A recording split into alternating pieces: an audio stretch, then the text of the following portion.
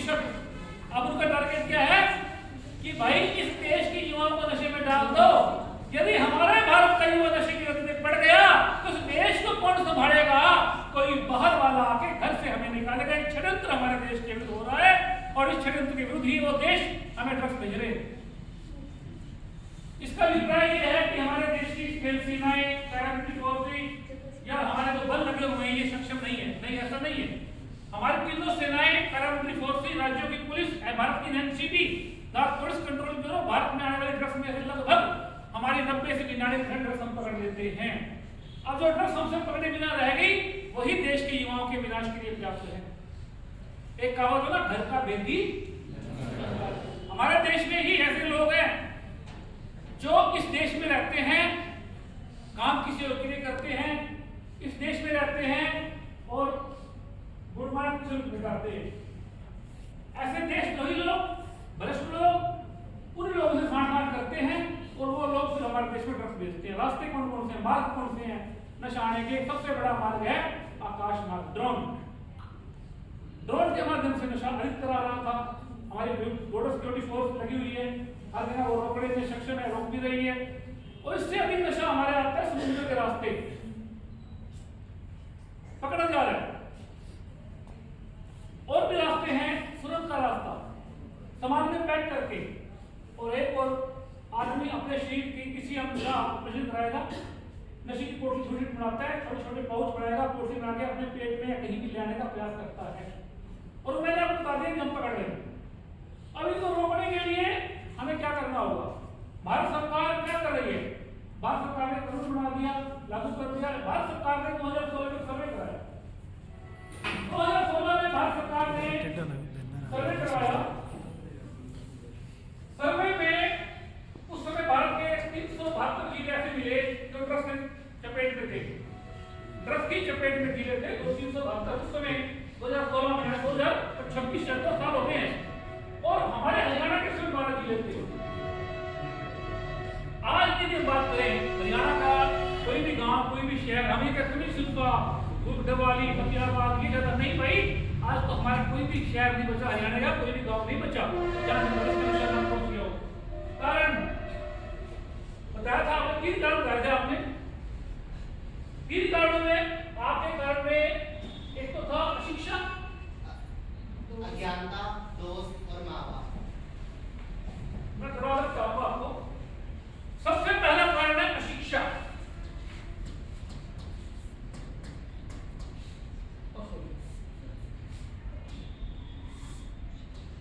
अशिक्षा पहला कारण है अशिक्षा। सबसे प्रथम कर्तव्य शिक्षा बढ़ाना देश में। शिक्षा बिना ही आज हम सब पढ़ रहे हैं देश में। शिक्षा बिना कभी कोई बन सकता नहीं, बन पाता है। शिक्षा बिना कल्याण की आशा दुराशा मात्र। पहला कारण है शिक्षा। दूसरा कारण है अज्ञानता। देखो बेटा, माँ बाप कारण नहीं हो सकते कभी भी। माँ बाप कारण नहीं उत्तर हो सकता है, वो दूसरे में ले लो, और नशे में माँ बाप कारण नहीं होते, कभी भी होते हैं। अशिक्षा, अज्ञानता। देखो फिर कर्तव्य विमुखता। अपने कर्तव्यों का पालन न करना। भारत के संविधान में क्या दिए हुए? मानवाधिकार। और कर्तव्य को भूल गए। क्या होने आर्टिकल 51 में दिए हुए हैं कर्तव्य, फंडामेंटल ड्यूटी, उसमें कोई याद नहीं करता। कितने हैं? 11 या 12? 11 है, 12 है। फंडामेंटल ड्यूटी कितनी है? 11 ठीक है, 11 है। अशिक्षा, अज्ञानता, कर्तव्य विमुखता और भ्रष्टाचारी सबसे बड़ी बीमारी। फिर धन की लोलुपता। यानी कि लालच। अशिक्षा, अज्ञानता, कर्तव्य विमुखता, भ्रष्टाचारी, धन की लोलुपता, ये मुख्य कारण है नशे की बीमारी के। दोस्त बात करेंगे हम। दोस्त कहूँ दीजिए, दोस्त अपने कर्म दिया, जो मैं किया सो मैं पाया, दोस्त कर दीजिए अवर्जना। दोस्त का दोस्त बाद में होगा, उसकी भी बात की जाएगी। परंतु सबसे पहला कारण अशिक्षा का है, अव्यवस्था का है, कर्तव्य विमुखता, भ्रष्टाचारी, धन का लोभ। ये कारण है जहां नशा का प्रभाव हमारे जो है देश में, इसका प्रभाव बढ़ रहा है, लोग कर रहे हैं। इसको रोकने के लिए भारत सरकार ने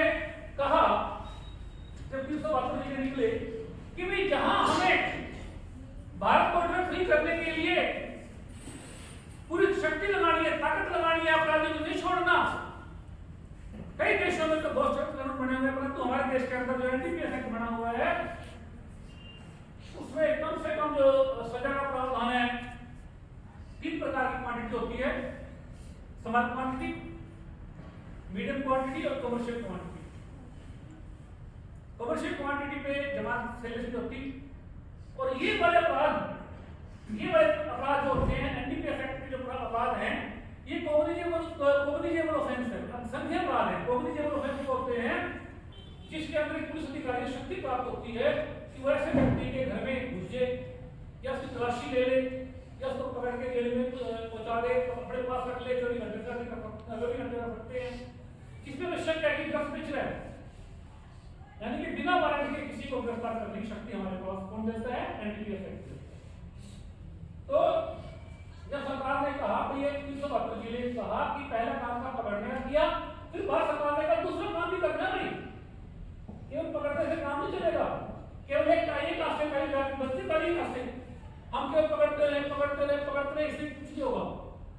क्या तो फिर ऐसा सीधी फांसी लगाएंगे कि लोगों को पता लगे भी नशा रखने की फांसी है और सरे पूरे सबके सामने जनता इकट्ठी हो और सरे हम फांसी दी जाए, तब भय बनेगा। वो यहाँ नहीं है, वो यहाँ क्योंकि मानवाधिकार है, यहाँ नहीं है, पुलिस भी थप्पड़ नहीं मारेगी किसी को, यहाँ नहीं है। तो दूसरा सरकार ने कहा फिर सरकार ने क्या कहा फिर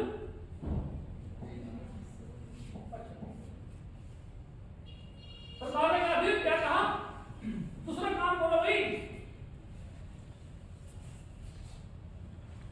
जागरूकता, अवेयरनेस। बिना जागरूकता के भी हो सकता है कोई आदमी गलती में चला जाए। अब जो प्रश्न उठता है कि आदमी नशे की ओर क्यों जाता है, मुख्य कारण तो थे, ठीक ना। अब आदमी नशे की ओर क्यों जाता है? पहला कारण, सबसे पहला कारण है शोक, हॉबी। पहला कारण क्या है? शोक। शोक होता ना, शोक में भी पी ली, कुछ भी नशा कर लिया, फिर शोक से होता है कभी पहला कारण, पहला होता है शोक, फिर कभी, फिर जीवन में होता है कभी खुशी कभी गम, है ना? आते हैं कि नहीं? कभी खुशी कभी गम, ना बदलेंगे हमें, ऐसे भी लोग है ना। शौक कभी खुशी कभी गम, फिर फ्री कहां मिलेंगे? फ्री कहां मिलता है? जो हमारा शत्रु होगा ना या जो तस्कर होंगे वो करेंगे फ्री का काम। आज फ्री का काम कौन कर रहा है? आज माँ बाप ही, अब आपकी बात में यहां कहूंगा, आज माँ बाप ही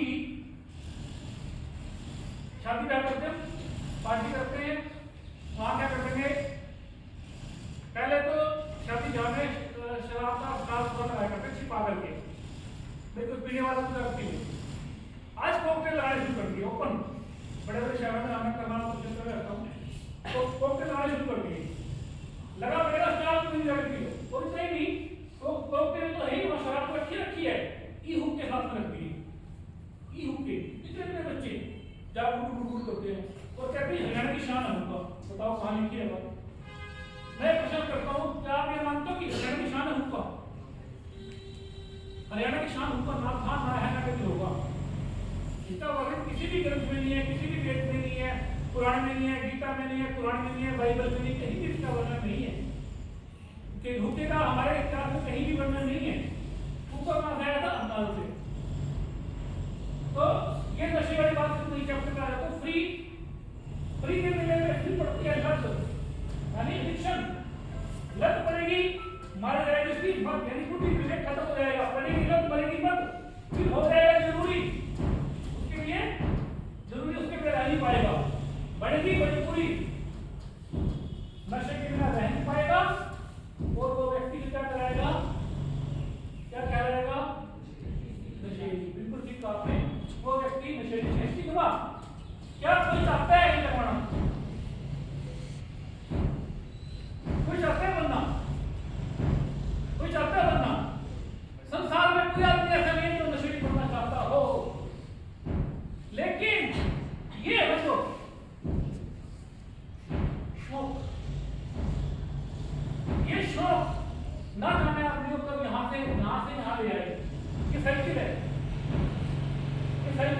क्या शौक से ही आदमी नशे में पड़े। यदि हम चाहते हैं कि हम जीवन में नशा ना करें, हमें हमारे ऊपर स्टिग्मा है, हमारे कलंक ना लगे, तो भाई पहली बार में ही कि ना थोड़ी सी देखने में मजा आएगा।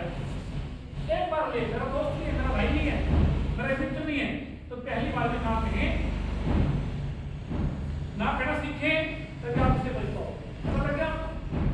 अब हरियाणा में क्या किया जा रहा है? हरियाणा में हम क्या कर रहे हैं?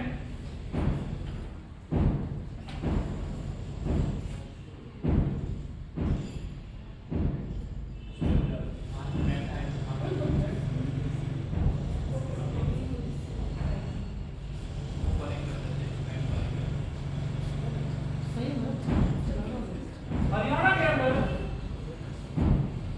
हमारी पुलिस अच्छे से काम कर रही थी ड्रग्स को रोकने में।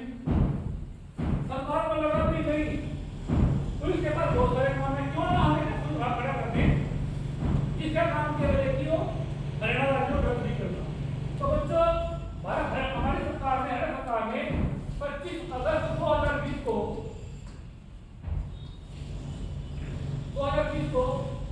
हरियाणा पुलिस के अधिकारियों कर्मचारियों को लेकर के नया विभाग खड़ा कर दिया, जिसका नाम है HSNCB, Haryana state narcotics control bureau, Haryana राज्य स्वास्थ्य नियंत्रण ब्यूरो, NCB हरियाणा। NCB पहले भारत सरकार की थी, आज ये बड़ी जो शासी भारत सरकार ने बनाई थी। आज हमारी हरियाणा की जो NCB है, इस NCB में हरियाणा पुलिस के लोगों को डेपुटेशन दिया गया है। इनका काम है वो, पहला काम है हरियाणा में नशा तस्करी को खत्म करने के लिए नशा तस्कर को पकड़ना, उसको जेल में डालना। इस कड़ी में हम काम कर चुके हैं। हरियाणा में हमने 2023 के अंदर 3823 FIR दर्ज करके 5960 नशा तस्करों को पकड़ के जेल में डाल पहुंचा दिया। 24 के अंदर भी हमने 3334 FIR दर्ज करके लगभग 5600 से अधिक नशा तस्करों को जेल में डाल दिया। अभी जो 25 गया है, मेरे पास मुझे नहीं है अभी तो यहाँ भी हमने 3500 के करीब FIR दर्ज की है, 3500 FIR दर्ज कर ली हमने, और यहाँ भी हम 6000 के आसपास के लोग पकड़ के जेल में डाल चुके हैं। परंतु मैं आपसे प्रश्न करता हूँ, क्या हम इतना करके हरियाणा प्रांत को ड्रग्स नहीं कर पाए? नहीं कर पाए। हमने सारा काम कर लिया, पकड़ने का काम किया, यही नहीं किया हमने, इसके अलावा भी काम किया है। जो नशा तस्कर बार-बार नशा बेचते हैं, काम करते हैं, हमने उनके दुकान गिराए, दुकानें गिराई, उनको जेल में पहुंचा दिया, और सारा उनकी प्रॉपर्टियां, सारी संपत्तियां, उनका धन सारा आपने कंट्रोल सरकार को दिया, जमा करा दिया, यानी फॉरफिट कर दिया, फिर उनको कंगरा कर दिया, वो जेल में बैठी। तो वही बात दोबारा आती है कि इसके साथ हमें दूसरा काम भी करना है, दूसरा काम भी हमें करना है अवेयरनेस का, ठीक है ना? अब अवेयरनेस के माध्यम से हम क्या करें? हम हरियाणा के, जब हम पहले एक हाथ से पकड़ने काम कर रहे हैं, दूसरे हाथ से हरियाणा के हर विद्यालय में, महाविद्यालय में, विश्वविद्यालय में, गली में, मोहल्ले में, नुक्कड़ पे, चौराहे पे जाकर के हाथ जोड़ के भी समझा रहे हैं, बता रहे हैं कि कल को ये व्यक्ति ने कहते हैं कि मुझे ज्ञान नहीं था, तो कल को ये कहते हैं मुझे नहीं पता, मुझे ज्ञान नहीं था, और मुझे छोड़ के गए, क्या छोड़ देंगे उसको? नहीं छोड़ा जाएगा। तो बेटा दूसरा काम हमारा है, मुख्य काम हमारा है दूसरा अवेयरनेस करना। इसीलिए हम क्या बता रहे हैं बच्चों को, विशेष रूप से युवाओं को, बच्चों को, कि नशे बुराई है, जीवन की सच्चाई है। बहुत महाफीम का नशा करता है जीवन की दुर्दशा। जो खाते हैं नशे की गोलियां, वो सहते हैं जब की गोलियां।